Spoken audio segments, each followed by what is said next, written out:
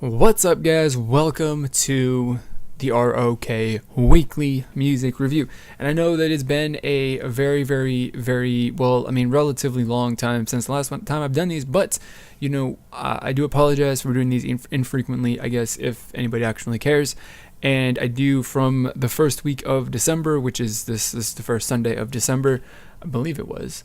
Then it was not, it was the second Sunday, but from this Sunday of December, oops. We're going to be doing these every single week and doing, and basically recapping, what I checked out from on the YouTube channel, K-pop stuff in general, just having a general, long chat. And this video is going to be as long as it needs to be for me to cover it. And if that means that it's going to be an hour of me sitting here and talking to you about K-pop for the week, that's going to be the way that it is. And so last night, I should say, what I did was I kind of live streamed live streamed on YouTube for like an hour and a half or so, as I kind of wrote out my little outline of what I was going to cover and what I was going to say and that stuff like that for this. And, that was fun. So I'm going to try and do those every single Saturday night at some point, between maybe 8 and 9 p.m. is when I'm hoping to get it started. I don't specifically know because, of course, that kind of depends on outside factors in my life on whether or not I can get down here in front of the computer here to get that started. So that's what I'm going to be planning on doing, and that is going to be that. So and that's just the way, because I want to use this weekly show here as well as my live streams as a way to kind of interact with you guys and talk with you guys directly and just respond to whatever questions and things that you guys have got. So with that being said, I think that's a perfect kind of segue to transition into the first question and answer segment that I'm going to have, because this show is going to be this specifically this week we're going to be doing one segment of question and answer, which is questions that were brought off of my live stream from last night. I'm going to talk about the releases that I watched, that I made videos for over the week, and other stuff like that is based on videos and songs and stuff that were released. We're going to have another Q&A period based off of questions that I got off of Twitter. So if you have any questions, just anything, it could be about me personally, it could be about K-pop, it could be about anything, put them down in the comments below, so that they'll be answered tomorrow, and or next week, and they'll have a separate segment there, YouTube question Q&A or whatever it's going to be called, and that'll be that. So your questions, whatever it is, put them down in the comments below, and I will pick some or answer them all depending on what the quantity is, and then it's going to be that. So like I said, let's get it started with the questions and answers, or the questions, and I've got the answers to questions that I got off of the live stream that I did last night. So the question: what are your favorite American music artists? I guess you would say the person is Nerd Diane, or whatever. NERDIANE is this individual's username, however you want to say that. And my favorite American music artists. See, you limit it to American, and that makes it a little difficult, because I would have to say that my favorite just music in general, right, or my favorite music beyond K-pop is heavy metal, and I'm really into European groups, because I think that we're just I like the European groups metal more. But I mean, if we're going to say favorite American music artists, then we're going to have to go, back in time to the 80s, to, essentially when I first started listening to music, when I was, basically listening to music, that my exposure was through what my parents were listening to, and that's 80s rock. So I really like, Motley Crue, AC/DC, Metallica, all of those kind of classic groups. Black Sabbath is good. A lot of 80s groups that had like one or two really good songs, that I mean there's really so many to name, but those are just a few. So I think I would say, if you had to pick one out of all of those, that's my favorite, I guess I would go with Motley Crue as my favorite American music artist. Another question from that same individual is, what do you think of the new generation of idols versus the older groups who aren't as active or not together anymore? And so my personal just opinion on this, just to say it without going into any depth, is that I just don't really care so much. I don't have any attachment to, any of the older groups outside of 4-Minute in any way. And even to 4-Minute, I'm not like super attached to the point that, when they disbanded, it was like I was super upset about it. And the way that I am seeing it is that the groups that debuted, 7 years ago, right? Because that's where we're at. 2009-ish is when most of the groups that are, I guess that this person is referring to as the, older generation of groups. They had their time. They were really, really popular, and now these new groups have come out, and the old groups just haven't been able to compete. A lot of them, especially when it comes to girl groups, have been overshadowed by, the new competition to the scene that has popped up in the last year or two. So, I mean, I'm definitely a big, I guess, my view on anything is very capitalistic or survival of the fittest. So, if Girls' Generation, whoever's not releasing good music, but, G-Friends, Twice, Blackpink, I guess Twice and Blackpink are probably the better examples as, challengers to Girls' Generation. If they're releasing better music and they're being more successful, then Girls' Generation deserves to, diminish in relevance to the scene. And that's just the way that I feel. If they want to be on top, then they got to keep releasing good music and keep fighting for that spot. You don't just get it because you earned it back in the day and your Girls' Generation and not very much, and you set the bar so high that no other group can do it. You got to keep pushing that bar higher and higher so that your competition can't exactly reach it. So I don't really feel sorry specifically for any of the groups that have lost their relevance and lost their touch to the top of the genre as far as popularity.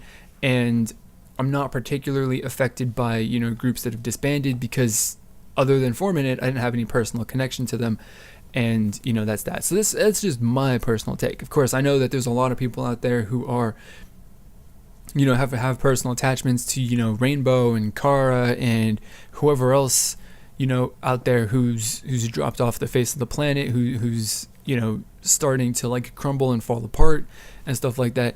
And I definitely understand the aspect of like, I'm a fan and my group is struggling and dying, and I don't really like that. So I don't really mean what I'm saying to be like super harsh or like mean, because it's not coming from that place, but that's just the way that it is. Like I said, I believe in competition, and I think that the competition is good, and it just, the end result is good. And just, believing and supporting competition ultimately just in general sounds super harsh.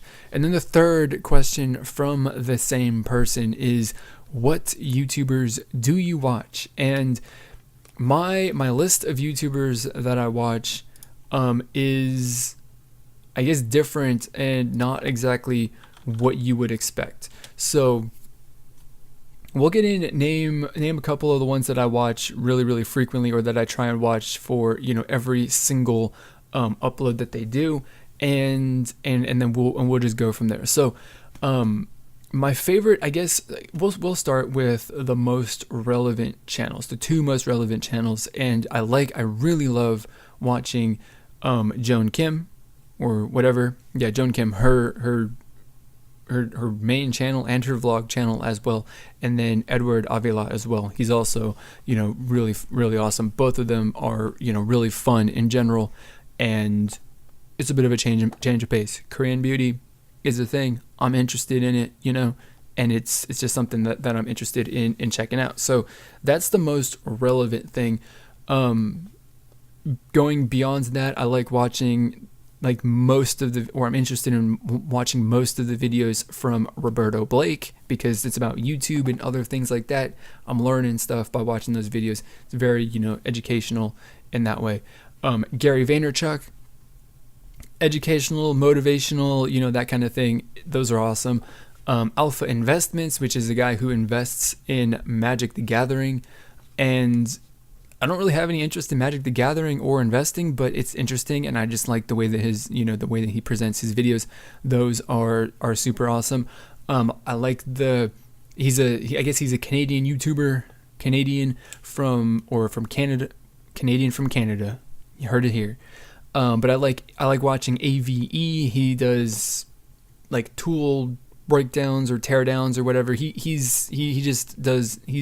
knows a lot of shit about the shop and working tools and that kind of stuff.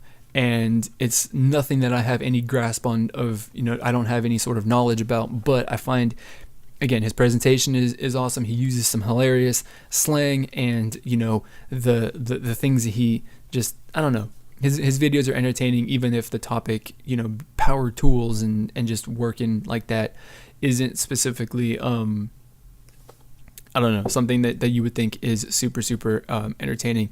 And then to finish it off, I am really, really into this video series. It's been going on for 22 weeks now. I just watched the 22nd episode of it, from Tips from a Shipwright, which is he's building a little work skiff, a little boat. Well, not a little boat, but it's a boat. And that's been very, very entertaining as well. So I don't regularly watch K-pop YouTube channels. I just don't, for whatever reason. Of course, I'm subscribed to, One the K and like every other, entertainment company channel out there and group's official channel that's out there, because that's how I stay connected and updated with what is going on in the K-pop world. But those are the YouTube channels that I watch. So those are the questions that I have gotten from that I got from my live stream last night, and those are my answers. So we're moving on to the releases that I did cover from the week, starting with the first release of the week that I covered, which was 17's newest song, which, I said it was, it's decent. 17 isn't bad. It's not actually not a bad song. I just thought that the verses, brought it down a little bit from where it could have been. And I don't know. The choreography is good. The chorus is really, really good. The verse is a bit of a letdown for me. And that's all. It's just not my favorite song from 17. So comments that I like to highlight, because I do like to highlight comments in my, in this show. I'm going to highlight some comments that I got on these videos. And I got a suggestion from, was Mala Steez, I believe, who was just like, hey, you should check out the album. I know that this one wasn't like your favorite, but listen to the album. There'll be something on there that you do enjoy. And I appreciate that suggestion. I always try and listen to the album, because that's what I do. That's the entire point of the channel, is to, consume as much, K-pop and just Korean music in general, so that I can get an opinion, get in a thought, and then flip it into a video for you guys to watch and enjoy.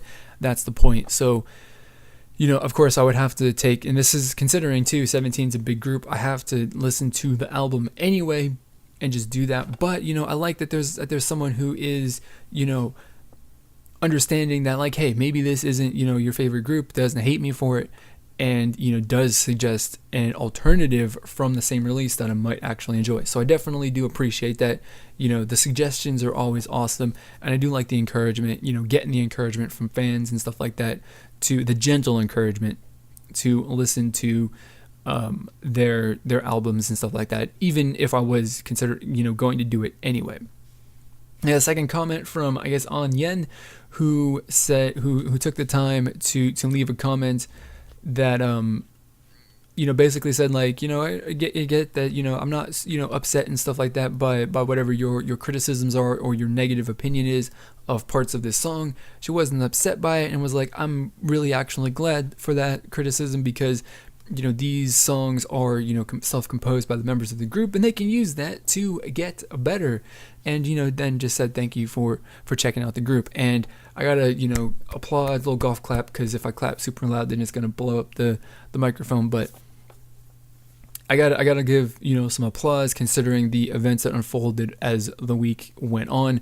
to this person for, you know, being level-headed with what I even said about the song, because I'm never this at all, and anything that I said about 17 this week was anything. I didn't say anything super critical. I didn't even really say anything that I thought was particularly critical anyway, just like personally saying I didn't really like this. I thought it was, you know, if you watch the videos, you already know what I said. So, you know, the handful of 17 fans out there who didn't flip their shit over, you know, whatever, over some random comments that I said in my videos, in one of my videos, I do appreciate that, and that is that. I think it's kind of sad that comment, you know, looking back on it, last night, that comment is something that stood out to me, because a lot of the comments and the reaction and stuff that I got from people on my reaction to the 17 and G-Friend Mama stage were very, well, not necessarily unsavory, but there was just one instance where, you know, the person who, I didn't even mean, like, we had a pleasant enough, I thought, interaction on YouTube, and, you know, I have access to a website and a program called Epoxy that allows me to keep track of my social media. So when somebody posts my video on Twitter, it shows up in my feed there. They don't specifically have to @mention me or anything like that. So they posted it on Twitter, you know, saying like, I don't know why, but this person's comments are, you know, pissing me off. And so, of course, I want to click on that and just see who that is, possibly even reply, you know, whatever. And it wouldn't load, and, you know, load up their username and all that stuff on Twitter. Turns out that they blocked me on Twitter. I don't know why. We didn't have any interaction on Twitter. But, you know, that's really that. And the only reason why I could possibly, you know, imagine why somebody would preemptively block me on Twitter before I even go and check out before I even know that they exist on Twitter, is so that they can talk shit about me, without me finding out. So, you know, that's pretty awesome. That's really the only, honestly, that was the one person that was really super, super bad. You know, other people just, you know, the normal kind of, you know, shit that I get when I say things that's not praising anybody's favorite group, you know, so that's fine. But the one person blocking me on Twitter so that they can talk shit behind my back, most likely, that was a little irritating, and that was a first. So that's the thing that happened. And just the entire, you know, experience from revolving around 17 this week has ended up as a whole net, like the net positive and negative has been pretty negative from my perspective. So that's all the fans' fault, not 17, because their music is good. I enjoy the album. I enjoy their promotion song to an extent, and the fans ruining a good thing, making the entire, you know, making the experience and all that stuff unpleasant. So moving on from 17, enough talking about 17, because it's not good to talk about that for me. Well, it's less than pleasant, or it's not the most pleasant thing. We're moving on though. We're talking about Heizi and her song Star, which is, you know, just a super, super laid back, you know, dreamy kind of track, which I went into it thinking that she was a rapper because she was on Unpretty Rap Star, and I was expecting a rap track. We didn't get it. We got a nice little vocal ballads thing, which was a super, super nice song, and I really actually appreciated that. It was really nice. You know, I went in expecting a rap song, got a ballad song instead, and enjoyed the hell out of it. No comments on that one specifically to highlight, because there wasn't anything super remarkable or that I think really kind of merits a detailed or an extensive response like I'm trying to do in this video. So moving from Heizi on to the song from Laboum, which was a song that was released 2 weeks ago, but I didn't react to it because I was away. I believe that's what it was. I was on vacation for the Thanksgiving weekend, and I kind of thought that it was a Christmas song, so I was like, I'm not gonna do it. But somebody requested it, and so then I did it, because I really like Laboum as a group. Their music is good and stuff, and this one is no different. It's a really solid track. I think definitely as far as, you know, there are songs that are not super upbeat and all that and fun. This one is probably my favorite one. Well, this one is definitely my favorite one. You know, a nice little laid back, you know, winter themed track. You know, the visuals are you know, really nice and cute, and of course they got those dresses that they're wearing are just their entire visual right there when they're wearing those white dresses is stunning as hell. But of course, it's not really one of their, you know, fun and upbeat kind of tracks that I really like from the group. But, you know, they can't release, not every group or not every song from a group is going to be one that I enjoy. And I do really appreciate and give them credit for, you know, not doing the same thing, you know, every single release, even though I don't think that, I don't know. We would have to see, right, if they released, you know, the same kind of upbeat fun stuff, you know, multiple times in a row, if I would get tired of that. I don't know. You know, I've said for many groups that it does get boring after a while hearing the same thing, or hearing something that is like super similar without like a significant kind of change. But, you know, that's that. So the final song that I did cover was, of course, Jessica and her second, I guess it's her second album, right? And the song titled Wonderland, which again, just like Laboum, is a winter Christmassy kind of themed song with some stunning visual, you know, scenery and settings and stuff like that. So it's super awesome. Keeping the sound, the same, you know, synth pop sound and style that she came out with her debut song. You just give it a little bit of a different packaging, a little different look, a little slightly adjusted kind of sound and presentation of that sound, and you get it. Honestly, it's a significantly different song from her debut single or from her debut album or promo song for the album, and that's good enough for me. It could be the same genre, it could be the same style, but as long as it's, you know, different enough for me to say like, hey, that's definitely a, you know, super different song, then that is good enough. And I guess also just the thing too, I guess Corridel Entertainment doesn't give a fuck when the normal, you know, convention is for releasing songs, because I do believe that they released the song midnight on Saturday. So yeah, because it did pop, I think it did pop into my subscription feed, or it did pop up on YouTube Friday morning, 10 a.m. Friday morning, which is midnight Saturday in Korea. So that's interesting. It was midnight Saturday. It was something. Either they gotta jump on the releases for the week, or they were literally the last song to be released because they were literally like at the very last minute of the week. But that's that. I don't know. I might be confusing the time zones, because the times, you know, just time is not super hard and difficult, but, you know, sometimes it is. So doing that, we're going to move on now to my second Q&A segment, which are questions that I got off of Twitter. And, you know, I don't really have,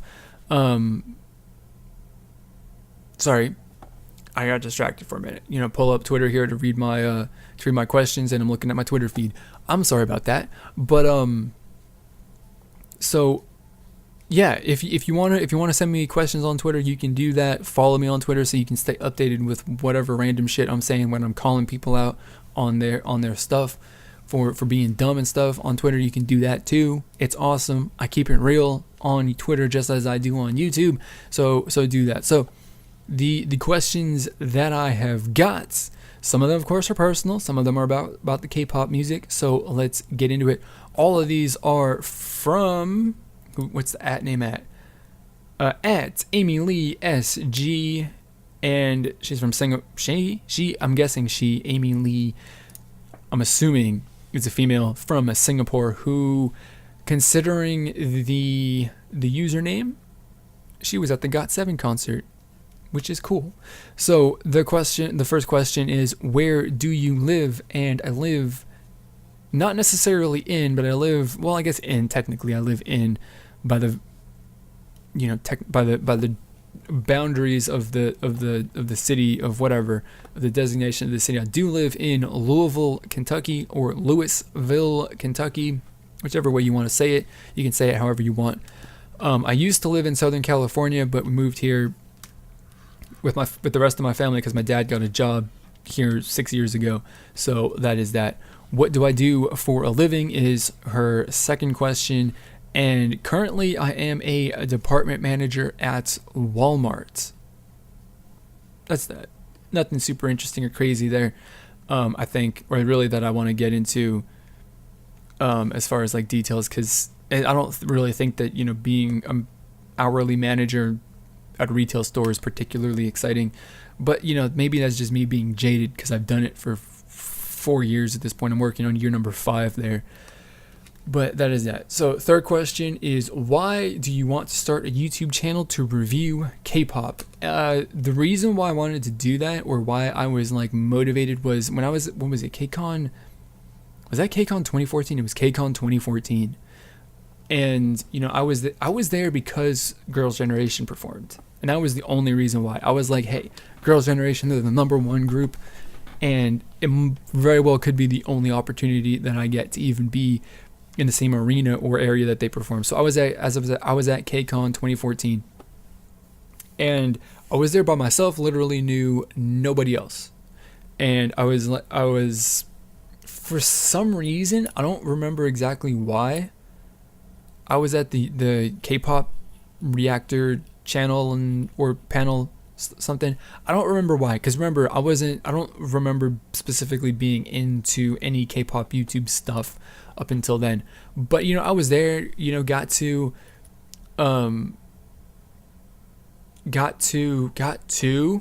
what it, experience the community and all that stuff, and how people liked it, and were into it and stuff like that. And it really kind of brought me back a little bit to the little community and the group of friends and stuff that I had back when I first started with getting into K-pop, as I was a pretty regular commenter and poster on the 4-minute artist thread on the all K-pop forums, years ago. And there was a couple people there who we talked about everything but 4-minute in that thread. So we're lucky, I guess, that the mods or whoever didn't come in and say like, stop talking about cars and beer and whatever other stuff. But being at that panel and stuff, it was like, I kind of felt that community in person, that I was experiencing back, maybe a year before that on the forums. And I was like, hey, I can do this too. I have a different perspective, and I have a different view on the way things are, and I have just different thoughts in general. So at the very least, I'm different. I'm different than Dre. I'm different than Dylan. I'm different than Nicky Boy. I'm different than all of these people who were there. I have a drastically different take on things, and I can do differently, and bring my perspective, which I thought would be a little unique. And that's been that. And so that's why I was doing it, just to like get into the community and build a community of people who wanted to talk about why they liked specific reasons why they liked a song, or why they didn't like a song, or stuff like that. Not just to like go like, oh my god, over the visual aspect of a song. I wanted to get a community of discussion oriented people together. And the last year has been a little rough, because I kind of like changed my